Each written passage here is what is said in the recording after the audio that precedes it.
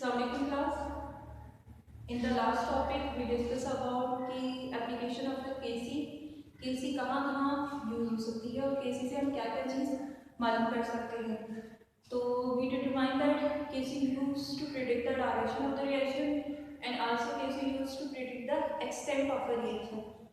और एक और बात आपसे कहनी थी कि बेटा जो जो टॉपिक हमारे होते जा रहे हैं इनके आप अपने हैंड रिटन नोट्स बना लोगे. ठीक है, जिनके पास नोट्स हैं वो अपने नोट्स से बना लेंगे. नोट्स में जिस तरह पूरा पूरा लिखा हुआ पूरा पूरा नहीं लिखना. जो जो हेडिंग्स मैं आपको बता रही हूँ एटलीस्ट 2 लाइन्स उन हेडिंग्स के बारे में लिख लेनी है. अब यहाँ से लेकर यहाँ तक आपने अपने नोट्स में लिख देना है, लेकिन थ्योरी 2 लाइन्स लिखनी होगी. इसके बारे में थ्योरी, इसके बारे में, इसके बारे में 2 लाइन्स थ्योरी लिखनी होगी. वहाँ से लेकर यहाँ तक टॉपिक एंड हो रहा है. ठीक है, अब बैक टू लेक्चर आ जाते हैं. लास्ट लेक्चर में हमने डिस्कस किया कि कैसे केसी डायरेक्शन बताता था. अगर concentration of a product divide करते हैं with the concentration of the reactant and this ratio is greater than the provided value of the KC, तो it's means that the reverse reaction occurs. ठीक है, and reactant form. ठीक है, if the ratio between the product and concentration of the reactant is greater than the value of the Kc, it means that the backward reaction occurs and the reactant form. अगर और इसी तरह अगर product और reactant की concentration कम है Kc की value से, तो इसका मतलब फॉरवर्ड रिएक्शन होगा और प्रोडक्ट फॉर्म होगा. रेशियो ज़्यादा है Kc की वैल्यू से, ये चीज़ फॉर्म होगी. अगर रेशियो प्रोडक्ट और रिएक्टेंट का कंसंट्रेशन का जो रेशियो है वो कम है Kc की वैल्यू से, तो प्रोडक्ट फॉर्म होगी. ठीक है, अब ये क्यों मैं आपको बता रही हूँ. इस तरह के न्यूमेरिकल आएंगे जिसमें Kc की वैल्यू गिवन होगी, आपको कंसंट्रेशन इक्विलिब्रियम पर दी होगी प्रोडक्ट की, और रिएक्टेंट की कंसंट्रेशन आपको क्या करना है, वैल्यूज को पुट करना है और एक Kc आप निकालोगे. एक गिवन क्वेश्चन में Kc दिया हुआ है और एक Kc आपने निकाल लिया. कैसे, प्रोडक्ट को डिवाइड करवा दिया कंसंट्रेशन से, फिर आप दोनों केसेस को कंपेयर करोगे कौन सा ज़्यादा कौन सा कम है. अगर गिवन केसी ज़्यादा है तो इसका मतलब दिस रिएक्शन अगर, अगर गिवन केसी कम है तो ये रिएक्शन होगा. ठीक है, मतलब किसकी फॉर्मेशन होगी. अगर केसी की वैल्यू कम है तो प्रोडक्ट फॉर्म होगा, अगर केसी की वैल्यू ज़्यादा है तो फिर रिएक्टेंट फॉर्म होगा.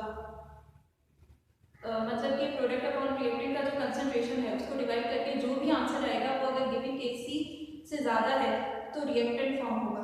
ये बात याद रखनी है. और आपके बुक में भी देख लीजिएगा, ये चीज़ थ्योरी में लिखी हुई है वर्डिंग में ना, तो आपको इजीली और अच्छे से समझ आ जाएगी. और अगर बेटा प्रोडक्ट अपॉन कंसंट्रेशन का रेशियो बराबर है Kc के, जो गिवन Kc है, तो इसका मतलब कि इसकी भी फॉर्मेशन हो सकती है, प्रोडक्ट की भी फॉर्मेशन हो सकती है. इसका मतलब इक्विलिब्रियम अचीव हो गया है और law of mass action follow हो रहा है. और एक्सटेंट ऑफ रिएक्शन मतलब किस हद तक रिएक्शन पॉसिबल है, इस चीज़ का भी फायदा हम उठा सकते हैं Kc की वैल्यू से. किस हद तक रिएक्शन पॉसिबल. अगर बेटा Kc की वैल्यू एक्सपोनेंशियल 55 तक चली जाती है तो इसका मतलब बहुत फास्ट रिएक्शन है. बहुत फास्ट रिएक्शन का मतलब क्या होता है कि रिएक्टेंट जो है वो बहुत अनस्टेबल है, बहुत रिएक्टिव है और वो प्रोडक्ट बना, बहुत जल्दी प्रोडक्ट बना रहा है. बहुत फास्ट कौन सा रिएक्शन होगा, बहुत फास्ट फॉरवर्ड रिएक्शन होगा. ठीक है, या तो बहुत स्लो रिएक्शन होगा. जब बहुत स्लो रिएक्शन होगा तो इसका मतलब Kc की जो वैल्यू है वो एक्सपोनेंशियल माइनस में होगी. ठीक है, एक्सपोनेंशियल -23 या 13 तक होगी. तो इसका मतलब कि बहुत स्लो है फॉरवर्ड रिएक्शन और रिएक्टेंट जो है वो हाईली अनस्टेबल है.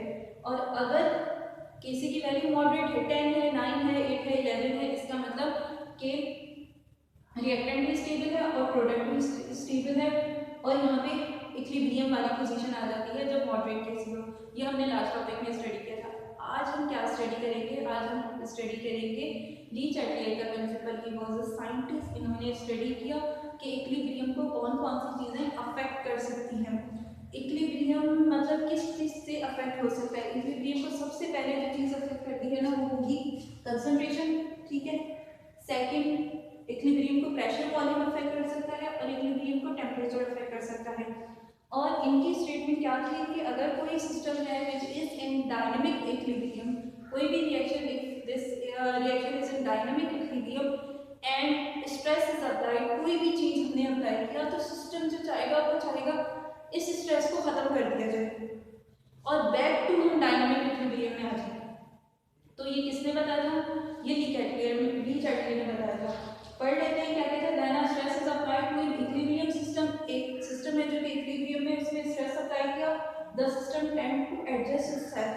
सिस्टम खुद को इस तरह एडजस्ट करेगा so as to undo the stress, कि वो जो जितना स्ट्रेस हमने अप्लाई किया ना वो खत्म हो जाए। ठीक है, ये कहा था ली कैटली के प्रिंसिपल ने। और ये भी कहा था कि इक्विलिब्रियम चेंज ऑफ कंसंट्रेशन से अफेक्ट हो सकता है। अगर कोई भी रिएक्शन को स्टडी कर ले, for example formation of ammonia को हम स्टडी कर रहे हैं, तो इसमें क्या हो सकता है बेटा, या तो इनकी कंसंट्रेशन को हम इंक्रीज कर सकते हैं रिएक्टेंट की कंसंट्रेशन को, या रिएक्टेंट की कंसंट्रेशन को हम डिक्रीज कर सकते हैं, या प्रोडक्ट की कंसंट्रेशन को इंक्रीज कर सकते हैं, या प्रोडक्ट की कंसंट्रेशन को डिक्रीज कर सकते हैं। 4 स्टेप्स में हम इस कंसंट्रेशन को स्टडी करेंगे। फॉर एग्जांपल अगर नाइट्रोजन और हाइड्रोजन की कंसंट्रेशन इंक्रीज कर ली तो बेटा आप देखो इक्विलिब्रियम यहाँ पर नीचे है, यहाँ पर ऊपर है, तो ये कम होना शुरू हो जाएगा इक्विलिब्रियम दोबारा लाने के लिए। और ये कम होगी कहाँ जाएगा?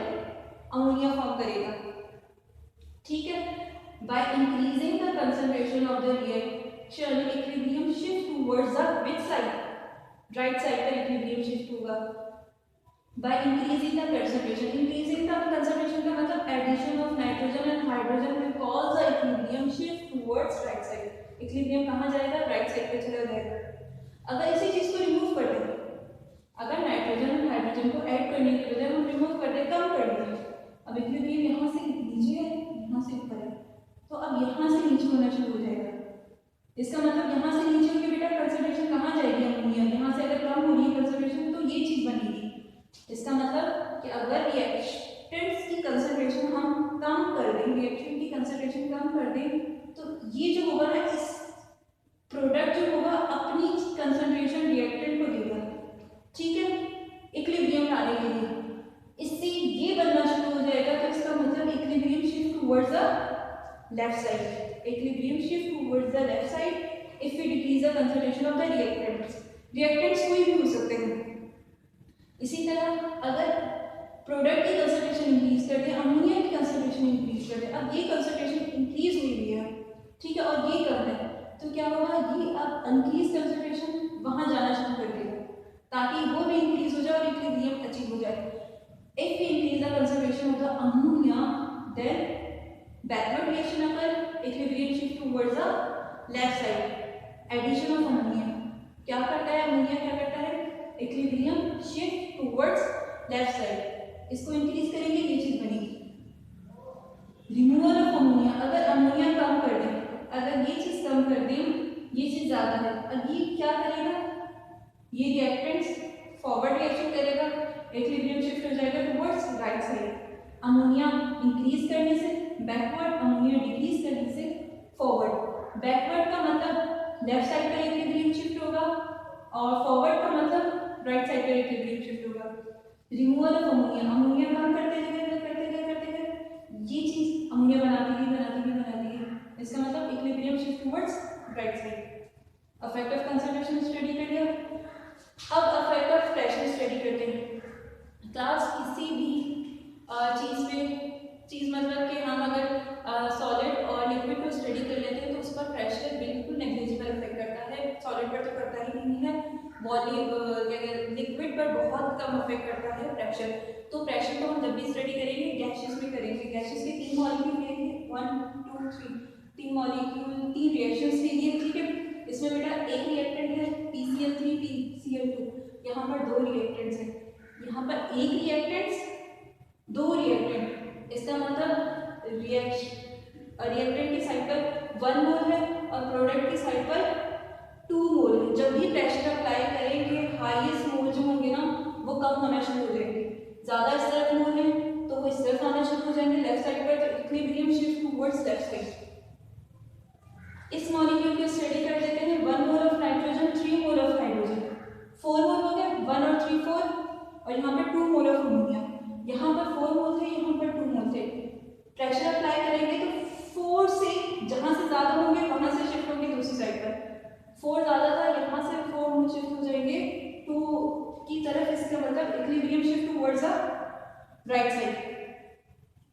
एक और स्टडी कर लेते हैं, हाइड्रोजन एंड आयोडाइन, जो दो मोल ऑफ हाइड्रोजन आयोडाइड में है, 2 mole, there are the 2 mole of hydrogen and iodine and there are the 2 mole of hydrogen iodide. जब भी हम प्रेशर अप्लाई करेंगे तो यहाँ पर जब दोनों तरफ बराबर है तो equilibrium does not change, equilibrium पर प्रेशर अफेक्ट नहीं करेगा अगर रिएक्टेंट और प्रोडक्ट साइड पर सेम चीजें सेम मोल हो।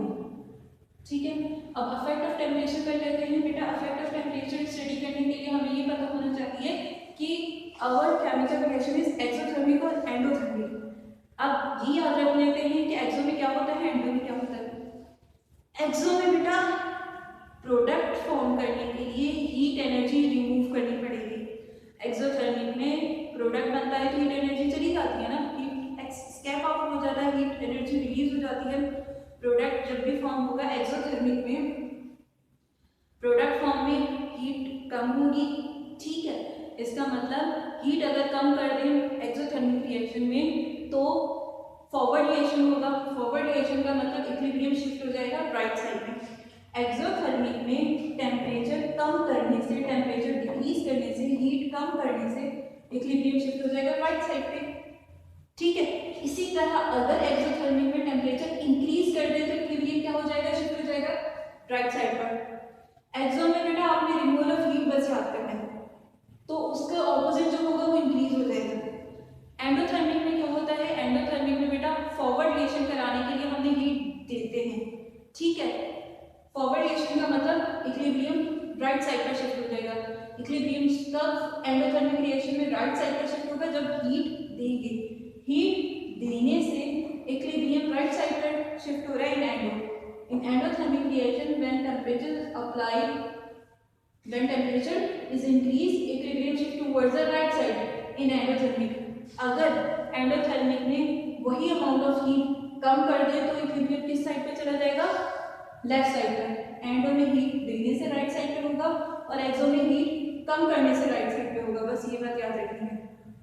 ठीक है, क्लास आज के लिए इतना काफी था कि हमने आज क्या क्लास में स्टडी किया, डी कैटियर प्रिंसिपल ने क्या बताया कि कौन कौन सी चीजें हैं जिनसे इक्विलिब्रियम अफेक्ट होता है।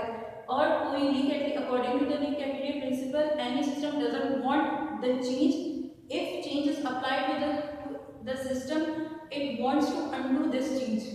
ठीक है, और इफेक्ट ऑफ कंसंट्रेशन स्टडी किया, effect of volume pressure study किया और इफेक्ट ऑफ टेम्परेचर स्टडी किया ऑन इक्विलिब्रियम। आज के लिए इतना काफी था। नेक्स्ट क्लास में we will do some kind of a numerical of this chapter. इंशाल्लाह आपको समझ आ गया होगा। Thank you.